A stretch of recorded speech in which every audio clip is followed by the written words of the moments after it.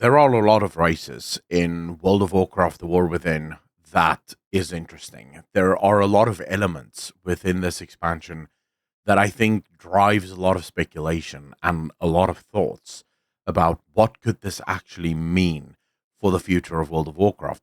We've seen through Xalatath a number of machinations of the void come to life, a number of explanations for the multi-sided sort of intrigue of the void, of the old gods, and of the black blood that we now also know is a thing. Was that planned? Was that an accident? Did the old gods always know that they were going to die and the black blood really was the plan? We don't know any of these things. We have the Heart of Darkness again, a mechanism that is just so marred in mystery. But one of the races in The War Within that I certainly find to be perhaps the most interesting of all of them would be the Harronir. The Harronir is this very ancient tribe of people, their origins completely mysterious to all of us. They themselves are highly suspicious of outsiders, and really they only seem to want to work with outsiders in the most dire of circumstances, if it's really truly required.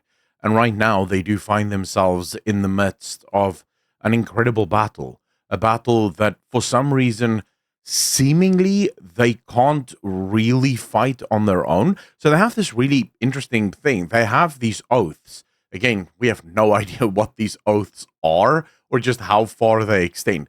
We know that the oaths restrict them from actually speaking to outsiders. In fact, it goes much deeper than that. They can't even show themselves to outsiders. So they spend most of their time in various different forms. Now, the forms that we know that's sort of confirmed is we know that they can turn into bats, but it does make it sound as if they can basically shapeshift into almost anything.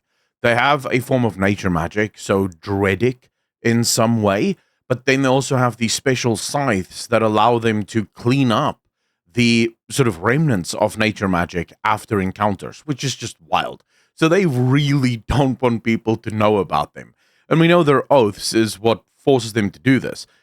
In fact, if they were to be seen by outsiders, they are, according to their oaths, allowed to, quote unquote, deal with those outsiders so that the story of their existence does not extend any further. But then their oaths also seemingly restrict them from taking action against certain things. So there's one instance where some nature elements, some creatures, some animals are threatening the tree's roots. And one of the Harronir actually sends the players to go deal with it because his oaths would not allow for that to happen. So clearly, very, very interesting group of people. They're also not mind controlled. It's very important to note this. While Orwena wants to speak to us and wants to work with us because I think she sees the value in having members of a society or members of a defense force that aren't bound by these sort of tedious oaths. She sees the value in that. A lot of her people don't share this. And it's clear that they also don't have a very hard stuck sort of hierarchy in their leadership. While Orwena is the leader of the Harronir, at least this expedition of them, they do disagree and they are allowed to voice these disagreements at all times. Now, the exact origin, as I said, of the Harronir, almost impossible to know. No one seems to know where they come from or why they look the way that they do. My own speculations sort of lead me to believe that they may actually be the ancestral race that the trolls come from. Remember, the origins of the trolls are also incredibly unknown because they're the first race that we know of, at least the first sentient race that emerges on Azeroth, but where they emerge from is completely unknown. We know that from them we eventually get the Night Elves, and then from there we would eventually have all of the races that we now know exist on Azeroth.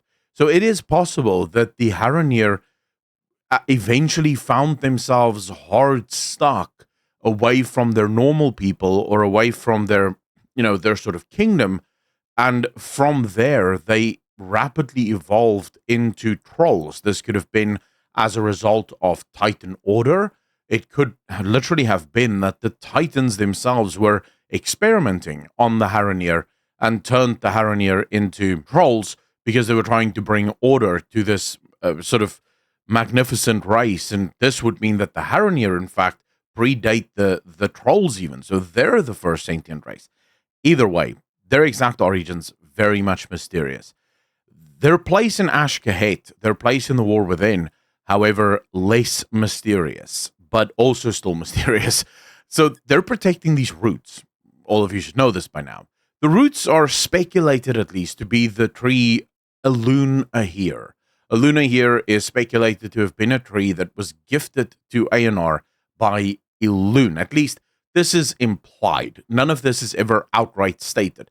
We sort of get this from the fact that Eonar took a branch from Gahir, so we do believe that the tree comes from a branch from Gahir, the mother of the world trees, and then Eonar planted this, and Eonar named it Elune here after Elune in order to ensure Elune's legacy would live on, but also because Elune is described as her great love.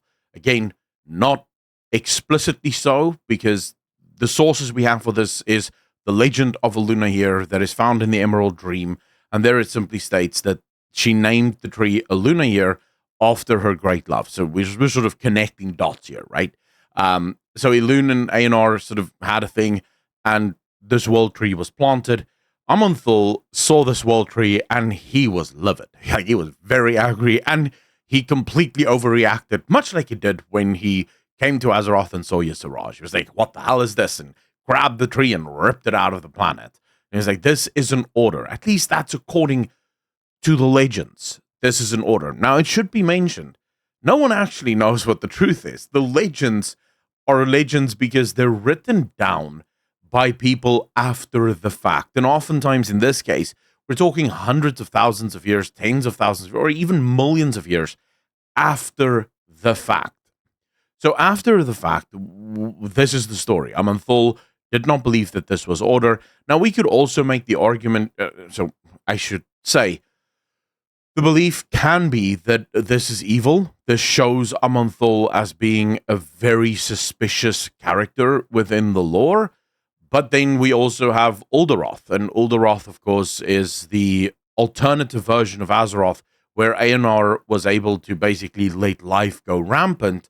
And as we see on that version, mortal life cannot survive on that planet because of life, because life had just completely taken over, and it would make the lives of mortals nigh impossible to live on that planet. I would argue that that clearly isn't why Amanthul ripped Elune here out of the planet. I don't think that is why it matters, because I don't think mortal life matters to Amanthul at all. If Amanthul truly did this because it's not order and therefore it doesn't matter, then Amanthul also would not have allowed for mortal life, because mortal life is literally the opposite of order. It's not even life, it's chaos. We bring chaos wherever we go. And we know from Odin and the edicts of Odin during Dragonflight that they desperately wanted to control the mortals. It was only because of the gift of flesh that they lost control of the mortals on Azeroth. So it is very much important to note this. My own speculation for what happened to Elune here is a little bit more, I guess you could say, nefarious, but also a lot more sort of unknown. I don't know why Amanthul ripped the world tree out of the planet, but it is not lost on me that Sylvanas' first act in service of Zuval is to destroy one of the world trees. This suggests to me that the world trees serve a much larger purpose than what we can possibly know, and the Harronir actually echo this.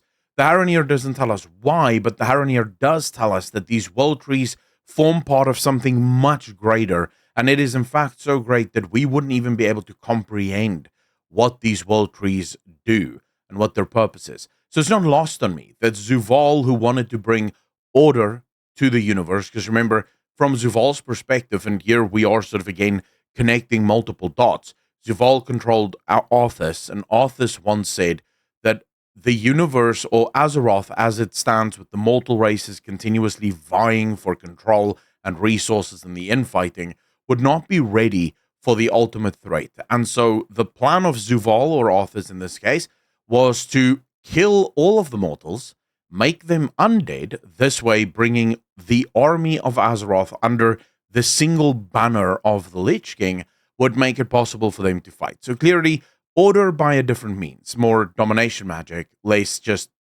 ordered as in turn you into a slave. But you're still a slave, but a different kind of slave.